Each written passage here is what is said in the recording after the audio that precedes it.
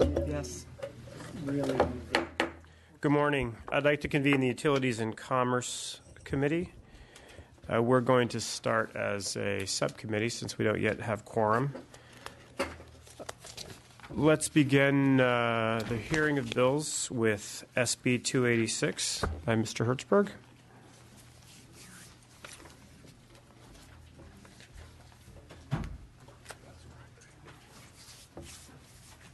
Thank you, Mr. Chairman and members. Appreciate it very much. A lot of work these days. Schedule.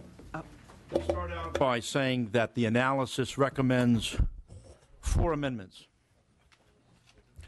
I hereby accept as amendments comment 3 and comment 4. Welcome back. Look very tan after that honeymoon. Comment 3 and 4, and we'll accept a substitute amendment, which we're going to be distributing to you now. I don't know, Mr. Bedard, we're going to distribute that. It's been distributed. We're distributing now with respect to comment 6, which deals with utility company workers. And I do not accept comment 5 as an amendment, which is almost verbatim from PG&E's opposition letter. And I will address my views on each of the amendments throughout the presentation, members and Mr. Chair. Now, I would like to begin this presentation with a very personal statement, as I have given a great deal of thought, personally given a great deal of thought to this measure. This is not a sponsored bill in the traditional sense, but is part of what I believe to be necessary to move California to a dynamic new system of reliable energy generation that is consistent with our goals of GHG reduction, local job creation, lower energy costs. I'll get to that, Mr. Obernolte. And that will improve the lives of Californians. Now, as many of you know, or may know, I personally lived in a very dynamic way through the energy crisis and was profoundly impacted by it. I have seen a perfect storm, and I am convinced that absent the proper checks and balances, it can always happen again. So I approach any policy making in this area with deep respect for the unintended consequences. Now, I know that SB 286 gives pause to the investor-owned utilities and their workers. And I want to make it clear that the utilities and their workers have a critical role, in my view, as an important backbone to our economy. And because of that, I will fight to keep them strong. The investor-owned utilities are a critical part of our energy future. Now, as every member of this committee knows, we face significant challenges to our energy infrastructure, largely because of public policy considerations like GHG reductions, local pollution control, creation of emission standards, fuel standards, AB 32, net metering, storage, efficiency, and demand response, all of which have been imposed by this legislature and signed by this or previous governors. Now, the critical issue here, the question that we face, and the question that I've personally been dealing with over the last 12 years as I've worked globally on this issue while out of government, is how do we appropriately transform from the old world of 100% energy monopoly to a modern, integrated, low or no carbon economy? That is the probative question. In the past, we've relied on monopolies for safe, reliable electricity. The utility monopoly worked well for a long time and was instrumental in building our prosperous state. But the future, as we have defined it, it relies on a completely different mix of distributed resources. Now, at the time of the energy crisis, members, I think most of us know, Edison produced nearly 100% of the energy it sold, and today produces approximately 20% of the energy it sells, the rest under contract. At the time of the energy crisis, PG&E produced nearly 100% of the energy it sold, today producing about 40% of the energy it sells, and both companies, as well as Sempra Energy, it has entered into dozens of contracts to purchase solar, wind, biofuels, and other renewables to meet and proudly exceed, you will hear them say, the renewable energy procurement requirements imposed on them by the RPS standard and other mandates this legislature adopted. Now, here's the critical point. Many of these contracts have expired or are about to expire.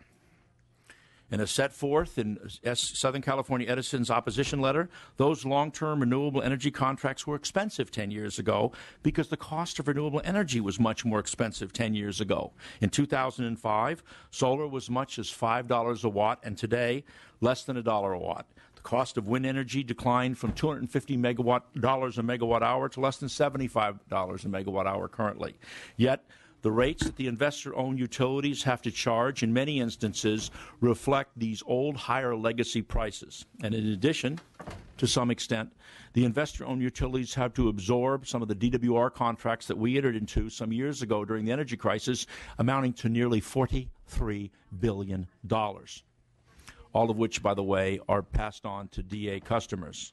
So we now face the very difficult situation where several legacy renewable projects are coming off contracts and either have closed, as I say, or will close soon.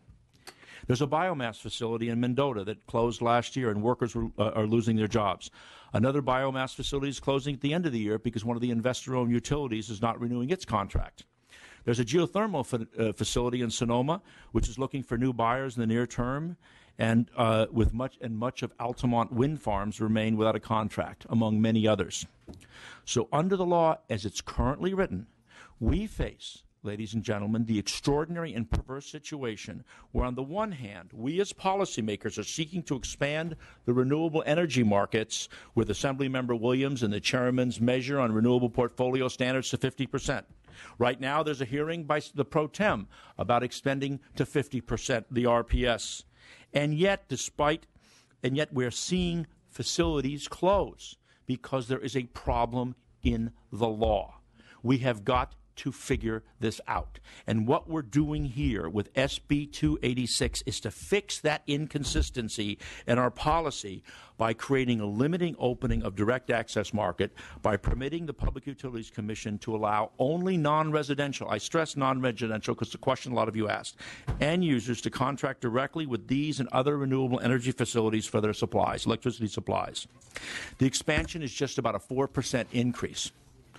Now, in addition to by raising the cap on direct assets, we're doing two other things. We're sending a strong signal to the markets for underutilized facilities that you can buy that cheaper power, which then goes to the cost issue.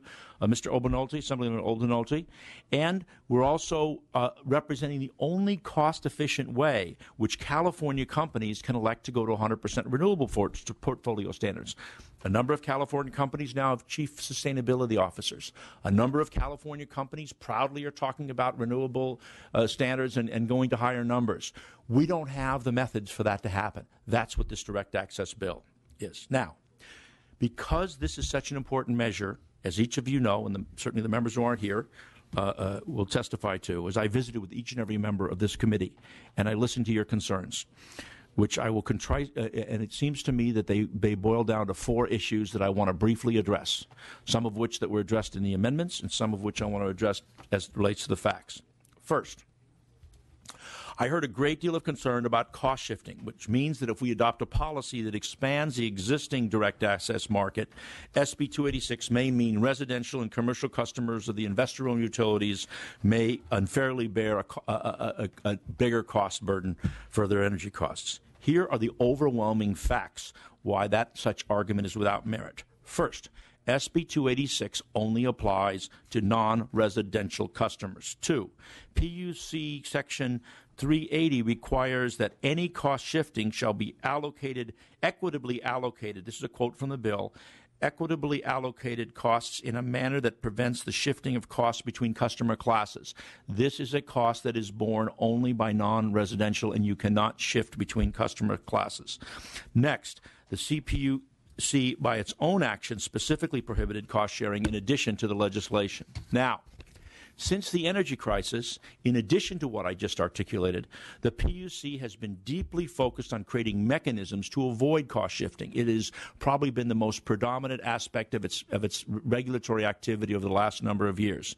In 2004, the Commission created a departing load charge. In 2008, the Commission established calculation methodologies used regarding prohibited cost shifting, including purchase cost indifference adjustments and cost allocation mechanisms, with further proceedings in 2011 and 2013, as well as others. Now, direct access customers pay charges to leave the grid, pay an incidence charge calculated to reimburse for the impact of any new power acquisition to maintain the grid, pay charges for transmission and distribution, as well as bearing all costs associated with therewith. If a direct access customer chooses to get back on the grid, the Public Utilities Commission requires the customer to remain customers of the investor-owned utility for 2 years, as well as pay all associated costs. And more importantly, this is what we've heard, and kind of somewhat concerning to me as I get back in the legislative process. In 2012, all three investor-owned utilities, contrary to what they've told the members of this committee in writing, and I suspect otherwise, reviewed the cost allocation practices of the Public Utilities Commission, and they, together in a joint letter, stated, quote, that the letter stating that there were no circumstances that would warrant reconsideration of these issues, and the issue was cost allocation. And to put a final cap on all of this, I'm taking the suggested amendment in comment 4 to be added to the statute, which says customers of other providers shall be responsible. Shall not be responsible for their shall be responsible for the proportionate share of programs of direct access, which includes the public purchase charge. So, the point is, I spent some time on this because every single person I spoke to asked me about this, and I want to make it clear that has been the law. It is the law. No one complained about it, but we're adding we're taking the amendment to make sure it's clear in this larger discussions. 2. Members had questions regarding whether SB 286 would create Energy Crisis 2.0. in terms of reliability and the like. The argument goes that by allowing a small number of companies to purchase power directly, that such policy could cause another energy crisis. The energy crisis, as I well know, related to the wholesale market manipulations, and this measure is only a very small expansion of a very limited retail market. 2, to provide the necessary protections, again, Public Utilities Code Section 380, passed in 2004, provided that necessary protections to ensure the reliability of electric service in California. In some, both in statute and the PUC proceedings, require that all load servicing entities, that's investor-owned utilities, energy service providers, community source aggregators, quote, must demonstrate that they have procured sufficient capacity needed to serve their respective customers as well as 15% reserve. They provide annual reports to the legislature. They provide monthly updates. So as the argument goes, this is going to create a new energy crisis, the reality of the market as existed, plus what we're adding, is literally in the realm of the 15% reserve. So statutorily, reviewed monthly, reported annually, that already exists under the law, and so it's one of these scare tactics that's often used in this process, but simply just not accurate. And the last point is, well, what if one of these energy service providers files bankruptcy? Certainly, 1, the reserve provides the necessary protection, and secondly, the underlying asset doesn't go away. It's just the legal entity that could have a problem, and the people that provide the other renewable sources certainly are going to look for customers to buy their energy. And then also, again, to put a set of suspenders with a belt on this argument, that by accepting the amendment in comment 3, it states basically the Commission shall ensure that retail sales associated with direct transactions under this paragraph do not contribute to resource curtailment or overgeneration. So the bottom line is, at every level, again, and I only make these points is because it's important as we talk about these issues and the amount of time that's been put in this thing and how much energy I'm going to put into this over the next number of years. I want to set the record straight about where the law has been and where we are today. 2 more quick points. The third concern relates to labor. In the Senate Energy Committee, we agreed to maintain the billing by existing workers. We also agreed to a cap, which was asked for, of the 8,000 gigawatt hours, much less than what the IBEW originally suggested. We made sure that all direct access meets the definition of renewable energy as defined by the RPS, which means that renewable energy credits that count toward any RPS compliance are limited, and expanded that renewable requirements for direct access for 100% of the sources. And finally, as discussed with Mr. Wetch, we have agreed to protect the utility workers who work on the distribution grid for a period of 5 years, and that is what the newly agreed to language in Substitute Amendment 6, which we provided to you. And that's removed, as far as I understand. You'll hear it, Labor's opposition from this measure. And lastly, this is the point that I don't agree to, which PG&E added, because it completely, in my judgment, is nothing more than a poison pill. The final issue raised by PG&E is that 50% of they want 50% of direct access agreements shall be procured under terms of contracts that are 10 years or longer. Now, as I say, this is suggested. If you take a look at your documents, it's word for word of what was put in the 7/7/2015 letter from PG&E. And the reasons I'm rejecting this language is that the business model of investor-owned utilities is completely different than the business model of the private sector utilities. The investor-owned utilities get a guaranteed rate of return. They get their investment paid back. Their business model incentivizes long-term contracts.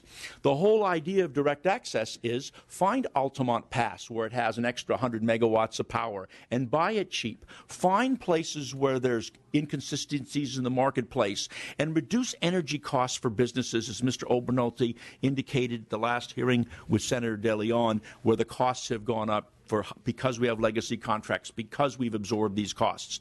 Give that opportunity. And what that does is then creates a market. It sends market signals. We move, as Assemblymember Hadley indicated in our conversation, from a political market to a real market. And the only way we can incentivize this process, as we've done with RPS and the like, at the end of the day, is to move from a political market to a real market, and I think you're correct. And I think that does that. Is it a giant step? No. Is it a gigantic risk? No. I took the time, and I appreciate it, Mr. Chairman, for giving me the time to make this point, because it's been raised by so many folks, and I wanted to put to bed this kind of issue. There's a real demand for this. The last time the market opened, it opened for less than a minute, and there's 600 and some companies in line still waiting for direct access. We have companies like Google and Safeway. We've got the University of California that we applaud and say this is great that you guys are out there being renewable. But we have to create the realistic mechanisms to make that work. Let's send the signals to the market. Let's deliver this in a way that works. Let's fix this underlying problem. I ask your support for this important measure.